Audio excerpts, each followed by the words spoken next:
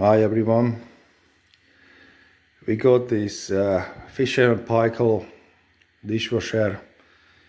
We bought it just over 2 years ago. Of course the warranty just expired, and it has a issue. At the moment the bottom drawer is going, but the top drawer has a fault.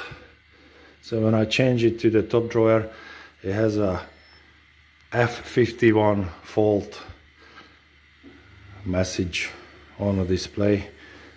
We had this issue before about a month ago, and that time I tried to fix it, and I couldn't find a problem.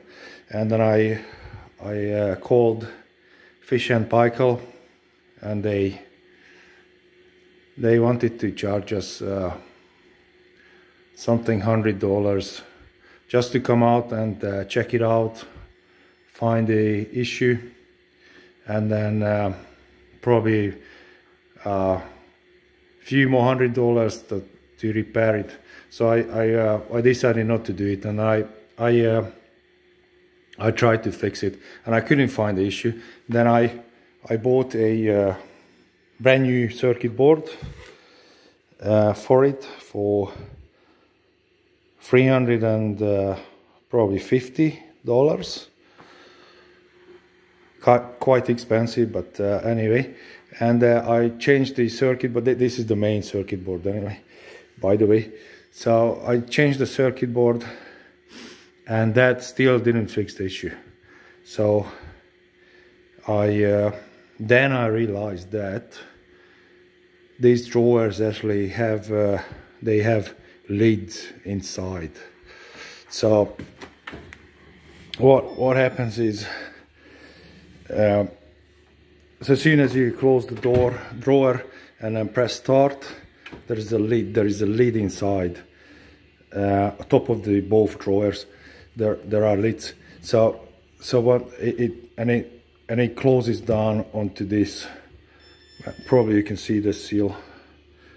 They very close, and that F51 error means the lid is not closing properly on a drawer. So there are two actuators, and the lid is up here, and there are two actuators in a side of the machine, one each side, which is pulling down the lid onto a drawer. And so it happened about a month ago, and then I fixed the actuator.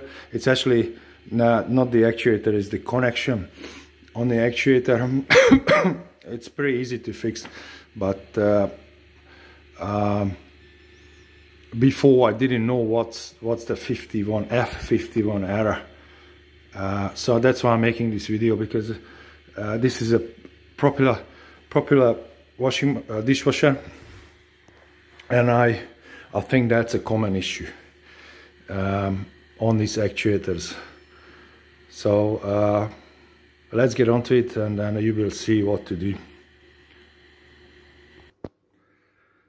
First of all, turn the machine off and unplug it from the power point, and then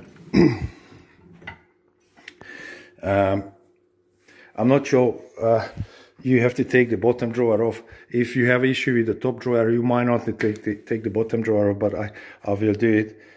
Make it easier access to the top drawer. So to take the bottom drawer out, you have to pull it out, pull the drawer out, and then there's a pin here. No, it's a plastic pin thing. You have to push it in, and then push towards inside the machine. That's basically the drawer runner, and then you have to do that on both sides. both sides of the, so push it in and that way. Then this drawer is free to remove. I will do that, put it aside, and then I come back.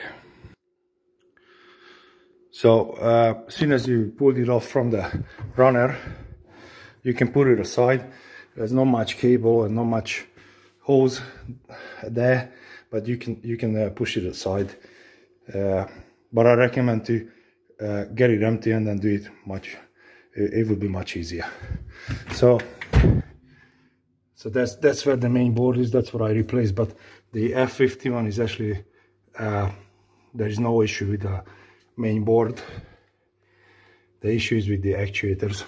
So at the bottom drawer, that's where the actuator is on the left hand side, and that's the right hand side one. But we have issue with the top drawer, so same thing. Push that plastic in, and then the runner can move inside the machine, both sides, and then we can put this aside. I will do that and come back. Okay, so that's done. And the top drawer, so this is the lid for the bottom drawer that goes down, operated by those actuators. And the top lid is this. See, that's the seal around the lid that closes down onto this edge. So last time I had issue with this actuator over there, so I assume this time we're gonna have issue with this actuator. And that's the plug. That's where the connections for the actuator, and last time I had issue with this connection. But to do this, fix this connection, unfortunately I have to take out this actuator, which is not a easy process. And then plastic pins are everywhere. There are no screws at all. A plastic pin, so be careful when you do this, because you can break it. So first of all, we have to undo the plastic pins on here. That's it. That was easy. And then I have to work it out and I come back. Right, I got it out. It's actually much easier than I remembered. So first of all, you have to unhook these plastic pins on the top of the actuator from the lid arm, and then this pin, you can get to this pin from the back, and then pull that pin down. There's a little thing on it, a little plastic thing on it. You can pull it down and then slide the whole actuator towards the back of the machine, and then pull it down. And then, but before you do that, disconnect the lid, and then you can remove this, pulling it down and then feeding it through that those holes, this part, and then you can get it out. So the issue is actually not in here. The issue is on this plug. These I think I assume copper pins are oxidized. I'm not sure how much you can see it, but these pins are green, and then some coating on them, which not supposed to be there. They're supposed to be shiny and copper color, and that's these definitely had no proper connection into the actuator. So those pins are going in there, Last time I took this apart, but I don't think anything wrong with this. Plastic gears inside, not a very good quality, because plastic gears inside, but I hope this is all right. But you can buy this stuff as well. You can buy these actuators on eBay. But these definitely not right, these pins. So I'm gonna get some sanding paper and clean them up, and I will come back. So I used a bit of a rough 80 sanding paper and then some polishing paper, and that's the final result. Hopefully you can see it. Hopefully you can see them, see those pins. I think they are good enough now to make a good connection. Okay, so the actuator needs to go back now. I'll try to do it a while.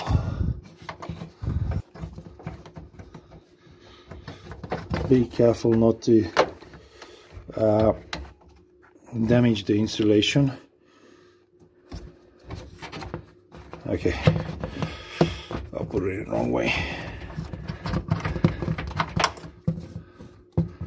So this way.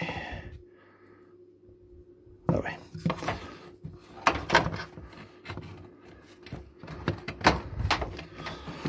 And then it's supposed to click in.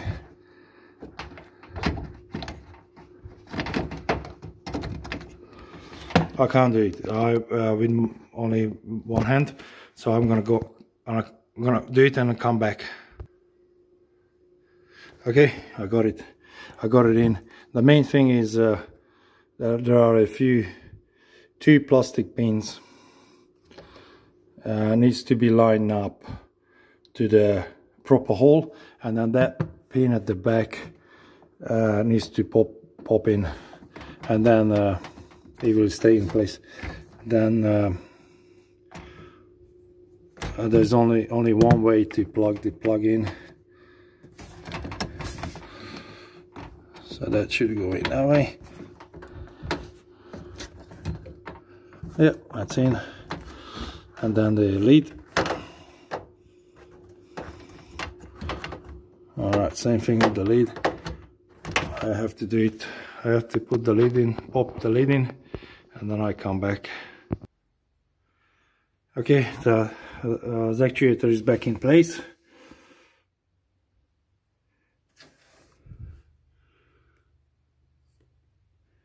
Everything is in the right spot.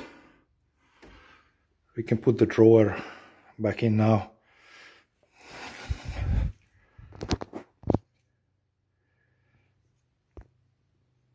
So the drawer needs to go on.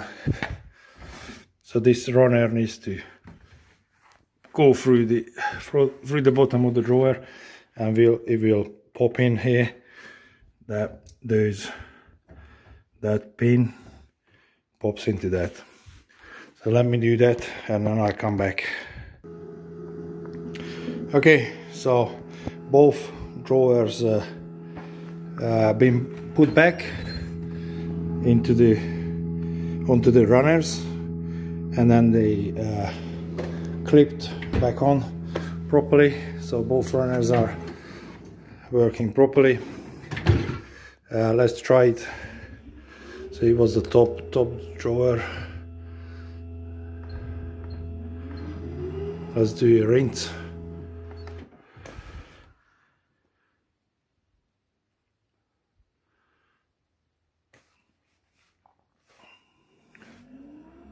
Yeah, I think it's going. Yeah. So if you listen to it, you can actually hear the actuators closing the lid down. So you can hear it, but now we can hear the pump. But I recommend Actually, I recommend to replace the actuators. I don't think they are expensive.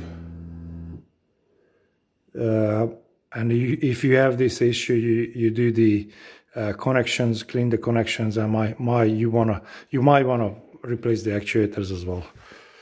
But this one is definitely working now, because it would register that fault straight away.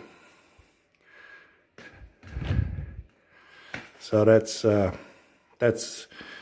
F51 error. This is how you fix F51 error on a Fisher and Paykel drawer dishwasher.